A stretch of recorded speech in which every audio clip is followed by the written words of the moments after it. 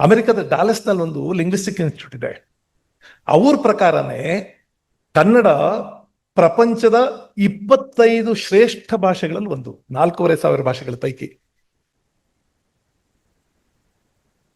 ಈ ನಾವೇ ಹೇಳಿದ್ರೆ ಕನ್ನಡ ಮೇಷ್ಟ್ರುಗಳು ಹೊಟ್ಟೆಪಾಡು ಹೇಳ್ಕೊತಾರೆ ಅಂತ ಅನ್ಬೋದು ಅಲ್ವಾ? ಮೈಸೂರು ಸ್ಯಾಂಡಲ್ ಸೋಪನ್ನೇ ಬಳಸಿ ಅನ್ನೋರು ಮೈಸೂರು ಸ್ಯಾಂಡಲ್ ಸೋಪ್ನವರು ಅಲ್ವಾ? ಹಂಗ ನಾವು ಕನ್ನಡ ಅಂತ ಹೇಳಿದ್ರೆ ಇವ್ರು ತಾನೇ ಹೇಳ್ಕೊತಾರೆ ಅಂತ ಅನ್ಕೋತಾರೆ. ಅಮೆರಿಕಾದಲ್ಲಿ ಒಂದು ಇನ್ಸ್ಟಿಟ್ಯೂಟ್ ಹೇಳುತ್ತೆ, ಜಗತ್ತಿನ ಶ್ರೇಷ್ಠವಾದ 25 ಭಾಷೆಗಳಲ್ಲಿ ಕನ್ನಡ ಒಂದು. ಇಂಗ್ಲಿಷ್ ಗೇಲಿ ಮಾಡ್ತೀನಿ ಅಂತ ಅನ್ಕೋಬೇಡಿ. ರಾಚನಿಕವಾಗಿ ಸ್ಟ್ರಕ್ಚರಲ್ಲಿ ಅದನ್ನ it is an irrational and illogical language ಅಂತ ಕರೆದಿದ್ದು ಕೃಷ್ಣೇಗೌಡ ಅಲ್ಲ, ಬರ್ನಾರ್ಡ್ ಶಾ.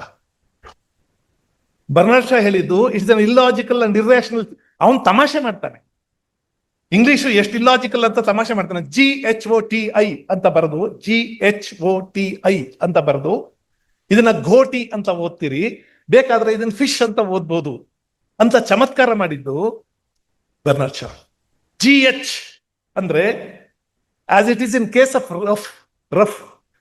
ರಫ್ ಅಲ್ಲಿ ROUGH, GH ಉಚ್ಚಾರಣೆ F ಅಲ್ವಾ? ಅದರಿಂದ GH ಬದಲಿಗೆ F ಹಾಕಿ. GHO ಇದೆಯಲ್ಲ, WOMEN ವುಮೆನ್ ಅಂತ ಬರೆದು ವಿಮೆನ್ ಅಂತ ಓದ್ತೀವಿ. ಅಲ್ಲಿ ನ ಉಚ್ಚಾರಣೆ I, ಆದ್ರಿಂದ GHO ಅನ್ನೋದು FI ಆಯ್ತು. TI ನೇಷನ್ನು, ರೇಷನ್ನು, ಕಮ್ಯುನಿಕೇಶನ್, ಅದರಲ್ಲೆಲ್ಲ TI ನ ಉಚ್ಚಾರಣೆ SH. ಆದ್ರಿಂದ GHOTI ಅಂತ ಬರೆದು ಫಿಶ್ ಅಂತ ಓದ್ಬೋದು ಅಂತ ಇಂಗ್ಲಿಷ್ ಅನ್ನು ತಮಾಷೆ ಮಾಡಿದ್ದು ನಾನಲ್ಲ, ಬರ್ನಾರ್ಡ್ ಶಾ. ನಾನು ಸುಮ್ಮನೆ ಹೇಳ್ತೀನಿ, ನಮ್ಗೆ ಅದೇನು ಬಹಳ ಅದ್ಭುತವಾದ ಭಾಷೆ ಏನಲ್ಲಪ್ಪ ಅಂತ ಭಾಷೆಯನ್ನು ಬೆಳೆಸಿದ್ರು ಅವರು ಅಂತ ಹೇಳೋಕೆ. ಇಂಗ್ಲಿಷ್ನಲ್ಲಿ 26 ಅಕ್ಷರ ಇದೆ ಅಲ್ವಾ? ಅವ್ನು ಯಾರೋ ಹುಡುಗ ಹೇಳ್ದ 26ರಲ್ಲಿ ಸರ್ 52 ಸಣ್ಣ ಅಕ್ಷರ ಯಾರಾಗ ಬಿಟ್ಬಿಟ್ರಿ ಇಲ್ಲ, ಅವ್ನು ಬರ್ದವನ್ನೆಲ್ಲ ಗೊತ್ತಾಯ್ತದೆ. 26 ಓಕೆ, ಆಲ್ಫಾಬೆಟ್ಸ್ ವರ್ಣಮಾಲೆಗಳು 26 ವರ್ಣಮಾಲೆಗಳಲ್ಲಿ 49 ಸೌಂಡ್ಗಳನ್ನ ಪ್ರೊನೌನ್ಸ್ ಮಾಡ್ಬೇಕು. ಈ ಸೌಂಡ್ಗಳು ಯಾವ್ಯಾವಾಗ ಏನೇನಾಯ್ತವೆ ಅನ್ನೋದಕ್ಕೆ ಒಂದು ಖಚಿತವಾದ ನಿಯಮ ಇಲ್ಲ. ಖಚಿತವಾದ ಈ ಸಿ ಅನ್ನೋದು ಇದೆಯಲ್ಲ, ಅದು ಯಾವಾಗ ಕ ಆಗುತ್ತೆ, ಯಾವಾಗ ಸ ಆಗುತ್ತೆ ಗೊತ್ತಾಗಲ್ಲ. ಸಕ್ಸಸ್ ಅಂತಿದೆ, SUCCESS.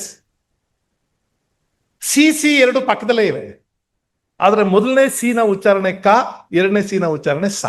ಅಕ್ಕಪಕ್ಕದಲ್ಲಿರೋವು, ದೂರ ಇರೋನು ಬಿಟ್ಬಿಡಿ, ಪಕ್ಕದಲ್ಲಿದ್ರೆ ಸಕ್ಸಸ್ ಅಂತ ಬರ್ತೀವಿ. ಇದು ಯಾಕೆ ಹಿಂಗೆ ಅಂತ ಇಂಗ್ಲಿಷ್ನವ್ರನ್ನ ಕೇಳಿ, ಐ ಡೋಂಟ್ ನೋ ಅಂತ. ಅದಕ್ಕೊಂದು ಲಾಜಿಕ್ ಏನಿಲ್ಲ, ಅದು ಹಂಗೆ ಇರುತ್ತೆ. ನಾನು ಅದಕ್ಕೆ ಎ ಅನ್ನೋದು ಅಕ್ಷರ ಇದೆಯಲ್ಲ, ಎ ಅನ್ನೋಕೆ ಒಂದು ಡೆಫಿನೆಟ್ ಆದ ಉಚ್ಚಾರಣೆ ಇಲ್ಲ. ಎಬಿಲಿಟಿ, ನಾವು ಏನ ಎ ಅಂತ ಹೇಳ್ಕೊಟ್ಟಿರ್ತೀವಿ ಮಕ್ಕಳಿಗೆ. ಎಬಿಲಿಟಿ ಅಂತ ಬರೆದ್ರೆ ಏನ ಉಚ್ಚಾರಣೆ ಎ ಸರಿ. ಆಲ್ ಅಂತ ಬರೆದ್ರೆ ಏನ ಉಚ್ಚಾರಣೆ ಆ ಅಂತ ಆಗ್ಬಿಡುತ್ತೆ. ಆಸ್ಕ್ ಅಂತ ಬರೆದ್ರೆ ಏನ ಉಚ್ಚಾರಣೆ ಎ ಅಂತ ಆಗತ್ತೆ. ಏಟ್ ಅಂತ ಬರೆದ್ರೆ ಏನ ಉಚ್ಚಾರಣೆ ಎ ಅಂತ ಆಗತ್ತೆ.